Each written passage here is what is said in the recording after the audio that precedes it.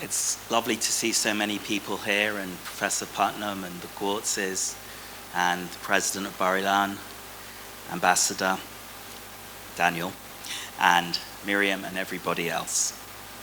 I'd like to explain to you a little bit who Professor Putnam, or as he prefers to be called, Bob, is, and why it was an easy decision to make Professor Putnam the inaugural winner of the Jonathan Sacks Institute Award for Outstanding Achievement as a Public Intellectual.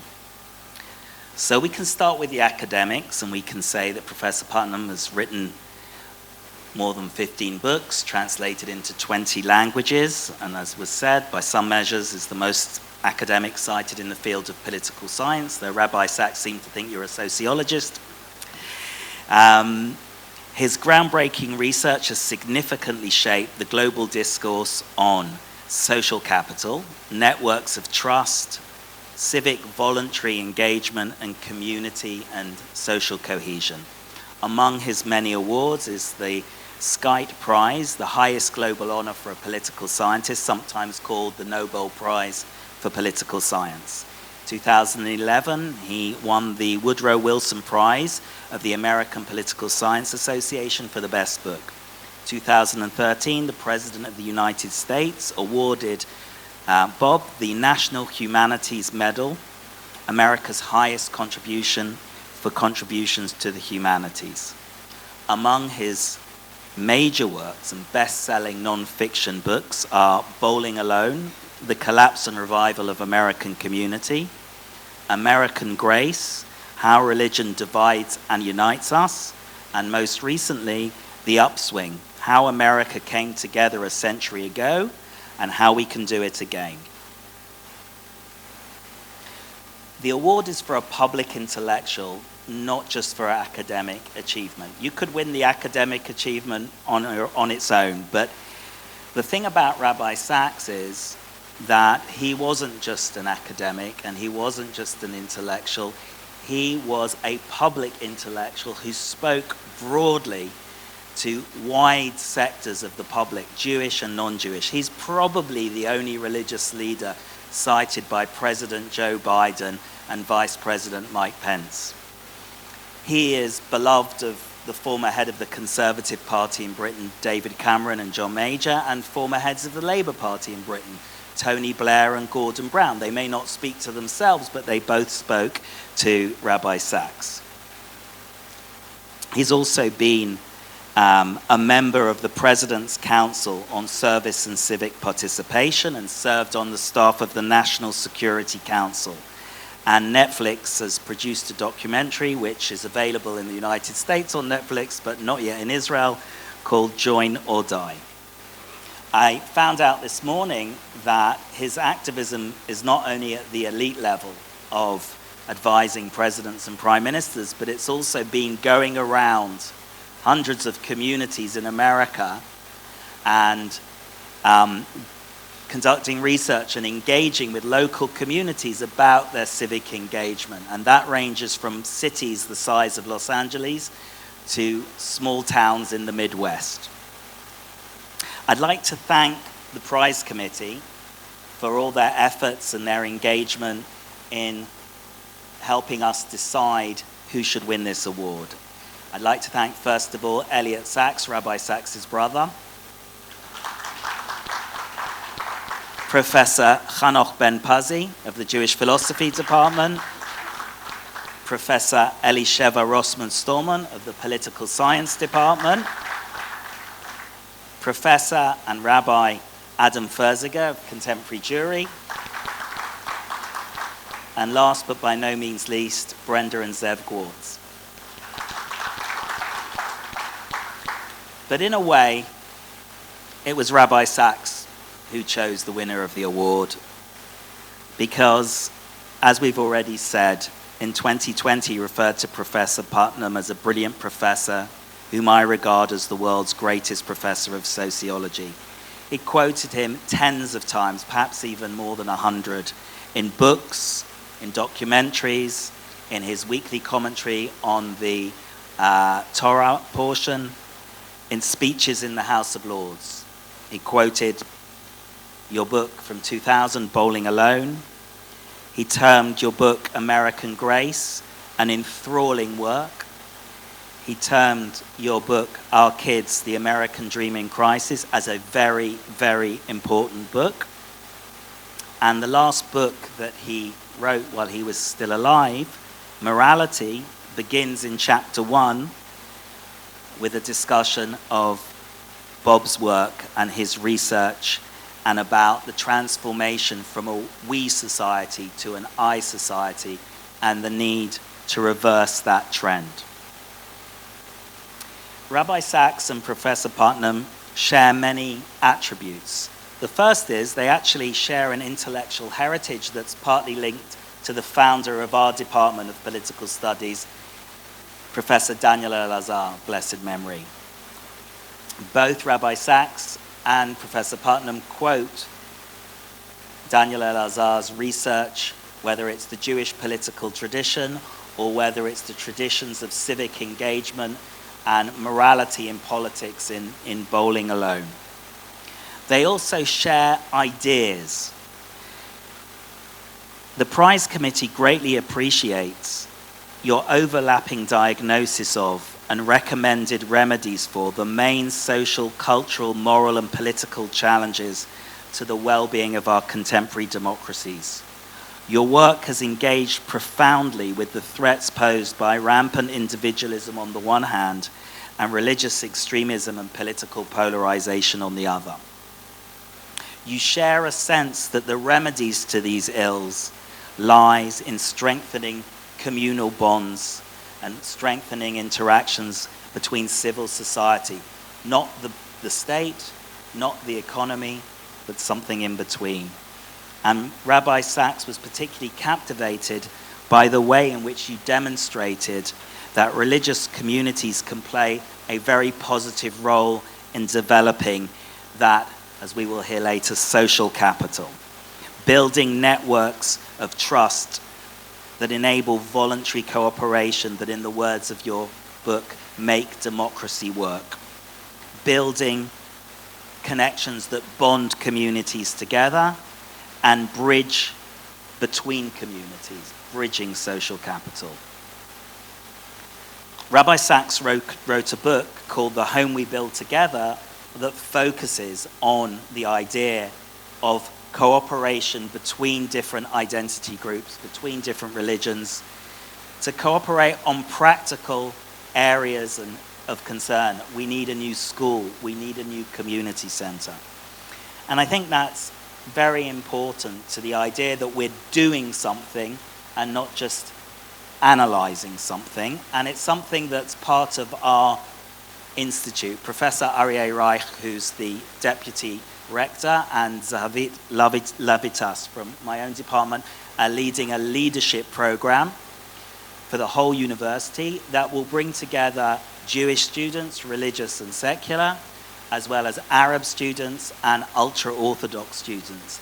And the goal is to create a network of alumni that would not otherwise exist in Israel. Not only bonding our community, but building bridges more broadly in Israel. And of course, the last thing that unites Rabbi Sachs and Professor Putnam is that they both have a sense of calling to make the world a better place, to bring morality and care for others into politics and into our broader work as a society. So you heard perhaps before that one of the things that transformed Rabbi Sachs from an academic to a public intellectual was his conversation with the Lubavitcher Rebbe. And when asked why he wasn't doing such and such, he responded, well, the situation in which I find myself. To which the Lubavitcher Rebbe said, you never find yourself in a situation, you put yourself in a situation. And that was critical for him. And if you watch the film about Bob, and if you were in our seminar in the department this morning, you'd know that for Bob, the key moment was President John F. Kennedy's inaugural presidential address when he said, ask not what your country can do for you, but what you can do for your country, which is something that Bob took to heart and which he said to us this morning transformed what he felt he needed to do in the world. And when I look back on the Jewish tradition and I think of generally regarded as the greatest rabbi, Moses Maimonides, it's said of Moses Maimonides, from Moses, as in the biblical Moses, to Moses Maimonides, there was no one like Moses. And in his magnum opus, The Guide for the Perplexed, at the very conclusion of the book, he says, if you want to understand God, the highest level that you can reach is through intellectual understanding. But then he says, Moses came down from the mountain. Because at the end of the day, if you don't make use of your knowledge, then you've missed the point. And the real point is to spread loving kindness and justice. And that is something that both Bob and Rabbi Sachs have done in a huge way. And that is why I am so proud and so honored to be able to hand you, Bob, the award for the outstanding public intellectual in the spirit of Rabbi Sachs. Okay, so we're going to have a conversation with Bob, and we're going to talk about some of your main ideas and how they relate to Rabbi Sachs. So I'd like to start with talking a little bit about the fact that you and Rabbi Sachs highlighted a number of things. An increase in depression, the fragmentation of social cohesion, the decline in civility in political discourse, and the erosion of trust in democratic institutions. You both saw these problems as connected, as sharing common causes. And Rabbi Sachs quoted you and your concept of social capital in your book, Bowling Alone, many, many times. So I'd like to start by asking you, what is social capital? What lies at the root of all these negative trends? What do you think we should do about it? And what the hell has all this got to do with bowling? I assume you all have a couple of hours, because it's going to take me a couple of hours to answer that question.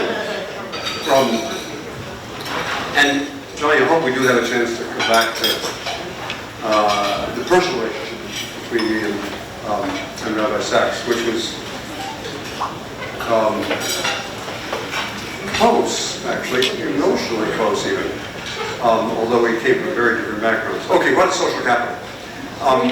The core idea of social capital is so simple, I'm embarrassed to say it. It is that social networks have value. Social networks have value to the people who are in the network. A lot of examples of that.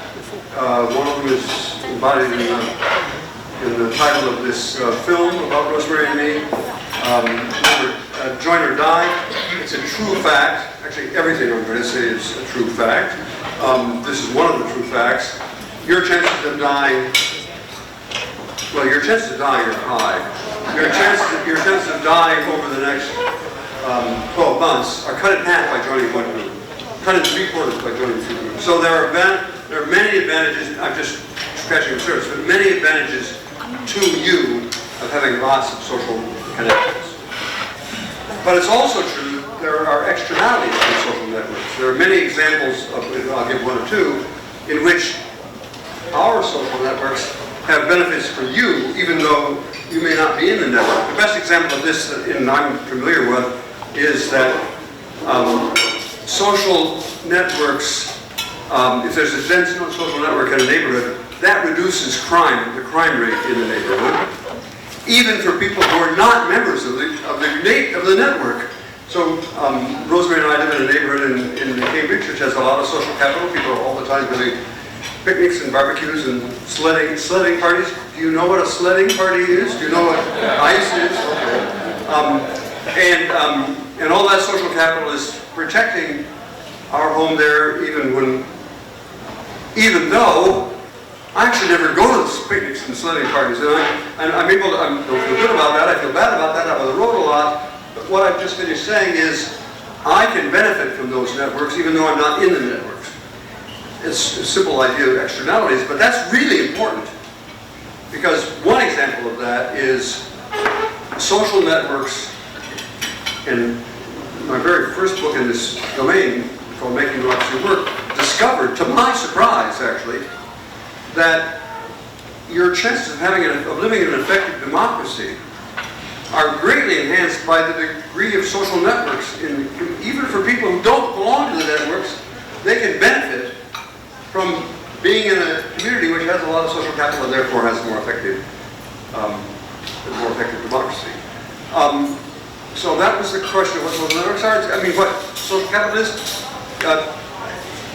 You know, if you don't like, if it seems a little too academic for you, just it didn't for Jonathan Sachs and me. We both liked the term because we thought it carried the idea that just as financial capital is valuable, you could get things done with it, more things done if you have more financial capital, or human capital. Human capital just means training and education. So if you have more training and education, you can get, you know, more bicycles done more quickly with that education.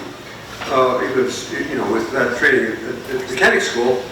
But the same thing is true for social capital. Is the same you, with the same training and education and tools can get more done if you happen to live in a community or work in an organization where people are connected and positively helping you. It seems just sort of obvious and commonsensical.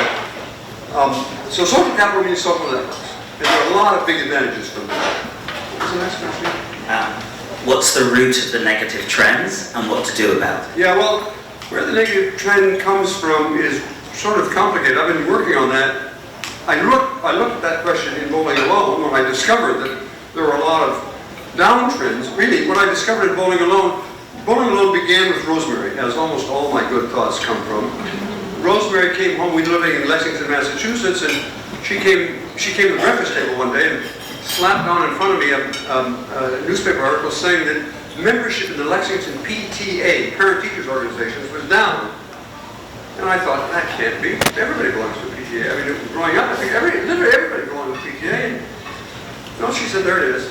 So then I began thinking, well, I wonder if it's true in Lexington. Is it true in all of Massachusetts? How about America? Is it true of all America? And it turned out, to my shock, PTA membership was down every place in America. And then, so remember, this all begins with Rosemary. Like all good things begin with Rosemary. And so then my dad had belonged to Rotary Club, and I thought, well, how about Rotary Club? Is that down? And shockingly, yeah, that was down every place.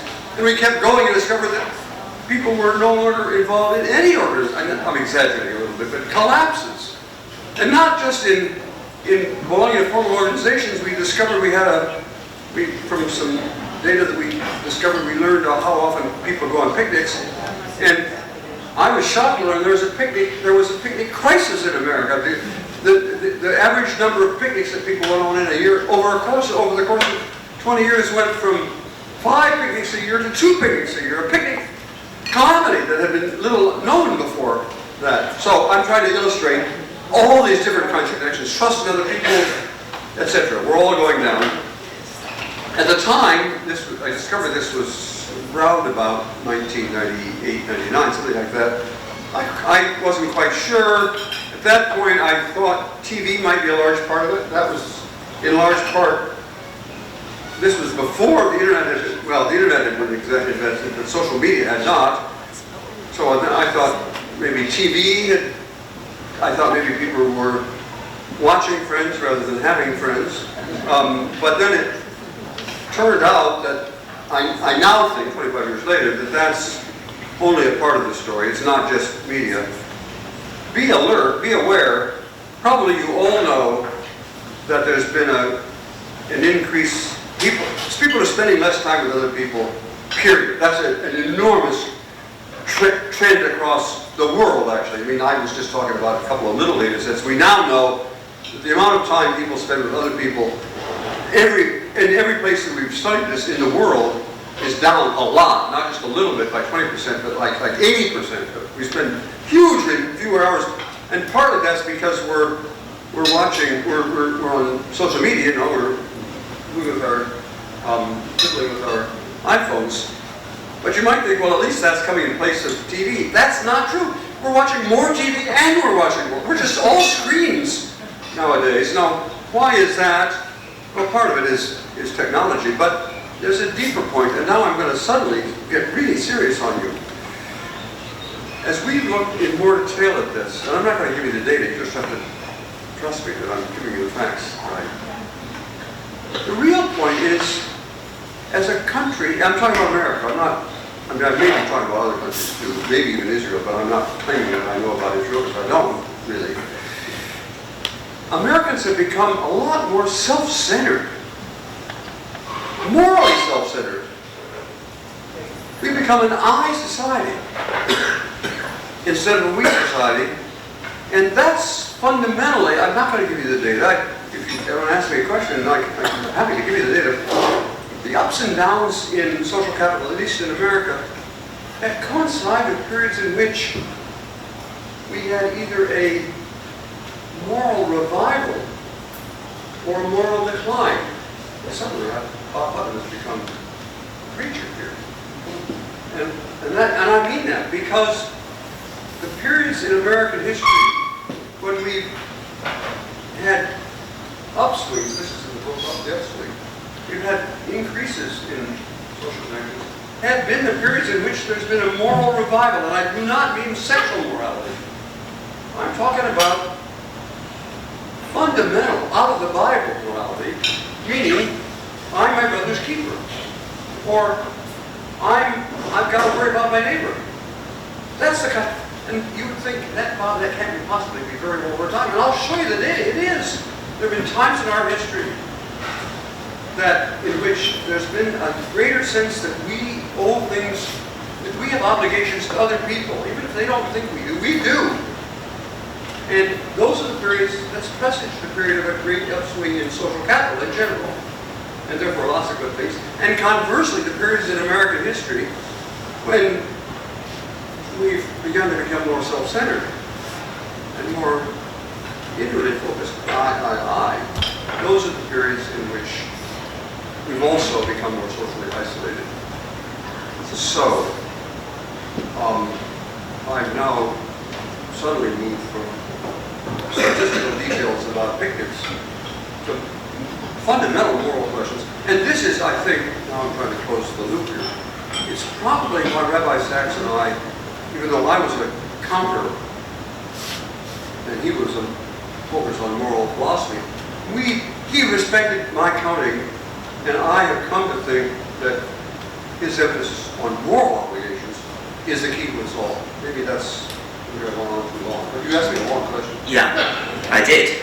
And leading on from that, and one of the dominant view today in the world about religion is that it's a major cause of extremism, hatred, and violence. You know, and we can, Rabbi Sachs debated Richard Dawkins, the world famous evolutionary biologist, on this. And yet, part of the reason he found your book, American Grace, so important and so intriguing was that you argued that, yes, sometimes religion could be a negative factor, but also it's part of the solution to the very maladies we spoke to at the beginning. So perhaps you can expand on why that is. What is it about religion that can play such a positive role, and what makes it sometimes have a negative role? Right. So let me do the data first, and then I'll see what I think the larger implications are. And I'm very proud of this. I was the first social scientist to prove that being more religious makes you, on average, nicer. That's a technical term. By which I mean, and this came, now I'm speaking as a serious social scientist. We have by far the best data on religion in America, at least, which we interviewed 3,000 or 4,000 people 3 or 4 times over 3 or 4 years. So we not just interviewed them once, but we could see how their views and attitudes might change. And we had a gazillion variables, so we knew a lot about them, so we could control for various things and still focus on religion. And the first point to make is controlling everything else. The more religious you are, the more likely you are to help old ladies across the street. And you probably think I'm joking, but no, we had data on that. How likely are you to help old ladies across the street? Or the more likely you are to give to charity. And not just religious charities, but secular charities. In America, not just putting money in the offering plate, but giving money to the Red Cross. The more likely you are to volunteer, not just to volunteer for some congregational activity, but to volunteer for the Boy Scouts or some, I mean, it's quite astonishing. The more active you are in the community, controlling for everything else, controlling for how educated you are, how old you are, blah, blah, blah, the more religious you are, the more likely you are to run for office, to vote, to belong to, various kinds of community organizations.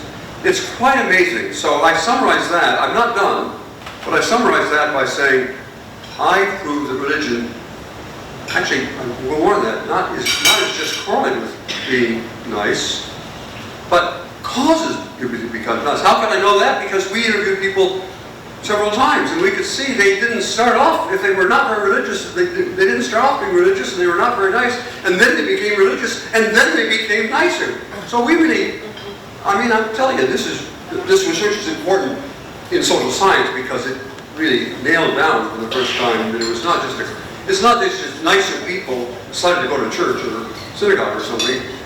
It's that being religious caused you to be nicer. Now, that's not the most interesting thing. That's a pretty important thing to discover.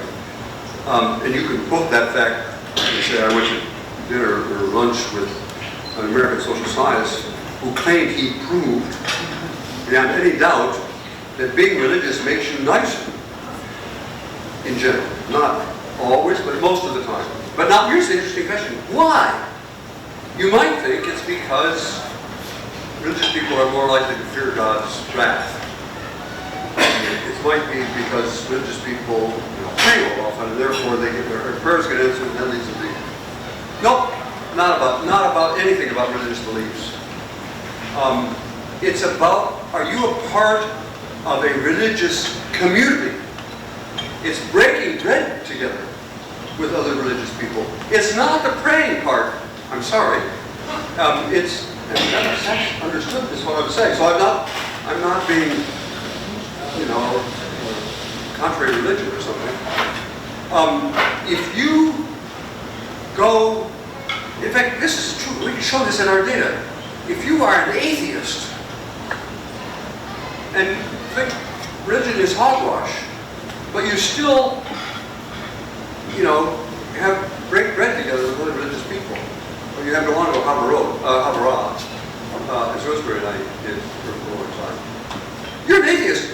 You don't go to church or religious services at all. You're still nice enough. Why could that be? And, how did you even, if you're not religious, why would you end up in church or in services? And it's your spouses. That is, maybe you're not very religious, but your spouse is religious, so you go along. So now we can compare two people. This is actually, every fact I'm stating is true. This is a true fact. If you don't believe in God, and you don't have any of the right philosophical outlooks, but you do go to church suppers or to, break bread with a religious community, and you compare how nice you are with somebody else who is extremely devout. She sits in shul, or he sits in shul every day and prays, but never contacts anybody else. It's the person who's in the religious community that's nicer. So now, I hope you should be shocked by this, because what I'm saying now is, you can get all the benefits of religion just by being in a religious community, regardless of what you believe. Now, what I'm trying to, I'm talking too long as I always do, but I'm trying to get this point across. And Rabbi Sachs and I agreed on this. It's the connections with other people, it's the community that makes, actually it's not merely that you're nicer, you're happier too. It turns out that being more religious makes you happier, but it's not the prayers that make you happier, it's the connections that make you happier. And we can see, again, we interviewed these people over, I'm maybe only social science is impressed by this. I'm proving this is causal. Because we can see if you suddenly, start, spending more time in shul, didn't change the relationship. Then suddenly you become happier afterwards, and so it's causal. Okay, I'm getting carried away. Can I ask you, if it's so good, how come it's so bad? Yeah. Well, okay, now good and bad here means, in this context, I mean by good and bad, I mean, are you nice to other people who are different from you? And I need to introduce a distinction here. Sorry, this is a lecture. You didn't know you signed up for a lecture, but you're getting one. There are two different kinds of social capital: bridging social capital and bonding social capital. Bonding social capital are my ties to other people who are just like me, or so my ties to other elderly, white, male, Jewish professors. That's my bonding social capital. And my ties to people of a different gender, or a different religion, or different politics, or whatever. That's my bridging social capital. I'm not saying bridging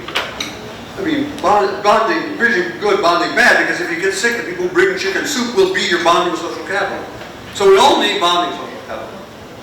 But any modern, diverse society, including the United States, and forgive me for saying this, Israel, any modern, diverse democracy needs bridging social capital.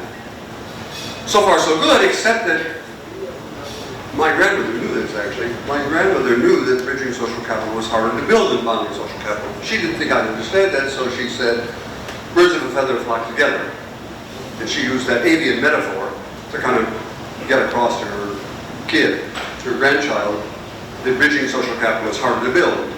Now, that means that and I'm going to talk about America, and you can decide whether this applies to Israel. In a society that is diverse and yet purports to be, wants to be democratic, you've got to work really hard to build bridging social capital. Is that clear what I'm saying? And if so, remember, that's the hardest kind to build. And so both Rabbi Sachs and I agreed on that. And I want to come, if I can, just one point here, and then I'll tell you an anecdote. 5 minutes. I'll try to keep going. I haven't been done with my Rabbi Sachs anecdotes. Okay, one thing Rabbi Sachs and I disagreed about was intermarriage. I thought intermarriage was good. Partly I did that because I'm intermarried. I can tell you quickly about our family. I married Rosemary and then converted. So that's one Jew. Now we have 2 Jews. We then had 2 kids, Jonathan and Laura. They both were bar mitzvah. So now we started with 1 Jew. Now we got 4 Jews. And Jonathan married, both of our kids married non-Jews. Of course, we couldn't object to that. But then one of those, our daughter-in-law, converted to Judaism because she thought it was such a neat place to meet Bridget. So now we started with 1 Jew, we got now 5 Jews, then we have 7 grandchildren. They all have been bar mitzvah. So it's a miracle, right? We got 1 million for 1 Jew. I mean, if you're counting women in a million, maybe you don't, but if you do. So I think intermarriage is really good. And even good for the Jews. Is it good for the Jews? Yes, it is. Rabbi Sachs thought it was, I don't think he thought it was bad. I think he thought it was not wrong. So he didn't think I was Jewish. Indeed, now let me be careful here. We knew each other well. He never doubted my sincerity. So part of the time he thought of me as a Jew, but actually, theologically I wasn't, right? Because I had not been converted by an Orthodox rabbi. And this is the story I want to tell. I'm trying to tell the story of love, actually, of what a wonderful human being he was. So one time I was with him in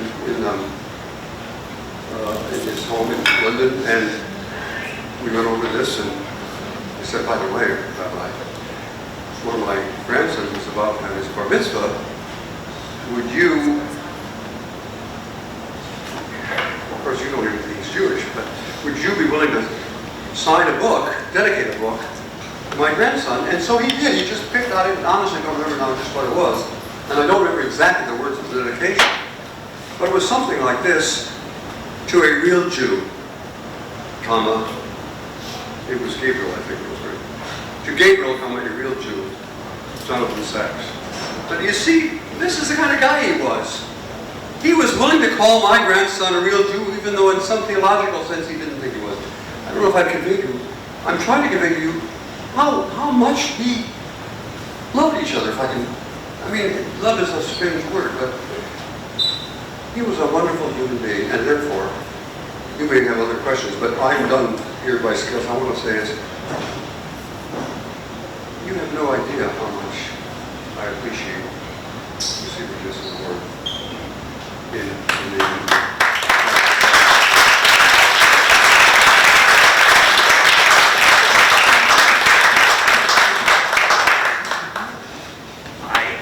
I don't think I can top that. And although I'm sure we all have many, many questions. There's one, I got another quick John. Go ahead. So he gave the Rosh Hashanah lecture or something like that every year. He gave, as Chief Rabbi of England, he gave to the whole country. And one year, to my enormous honor, he invited me to so that they filmed this, the BBC filmed this conversation between Jonathan Sacks and me in his living room. It was going to be shown. And he invited me to tell the story of American Grace. That book had just come out, and so I did my standard spiel, all this stuff, and I was going on to say that one of the reasons that Americans got along religiously is because there was so much intermarriage that everybody knew somebody in another religion, and they knew that, I mean, everybody had Aunt Susan who was Catholic or Jewish or Hindu or whatever, and everybody knew that maybe Hindus generally not going to heaven, but for sure Aunt Susan's going to heaven, and she's Hindu or whatever, and therefore, so I had this principle of the Aunt Susan principle. And so I was going on, and I saw Rabbi Sachs's face cloud over. And I realized suddenly, just like that, ooh, I just endorsed intermarriage, and he's not going to like that. So I said, Jonathan, can we just pause this and do a retake? And he said, with some gratitude. So we did a retake, and I did all this story, except I never endorsed, in that sense, in that context, intermarriage. What a mensch he was. Thank you. I just add one element that we was talking about the fact this morning that Rabbi Sachs and you disagreed on the intermarriage thing. But then I found that Rabbi Sachs said the following. He said, I didn't have the average background for a chief rabbi. I went to St. Mary's Primary School and Christ College Secondary School. And so I said to Bob, well, what that means is that Rabbi Sachs experienced bridging social capital as a child. And I think that that is the key point, that it's the mixture of the bonding social capital within your community and within your religion, and the ability to reach out beyond that. Thank you very much. We're going to be killed by the staff of Bar-Ilan if we say another word. Thank you very much. Thank you all very much.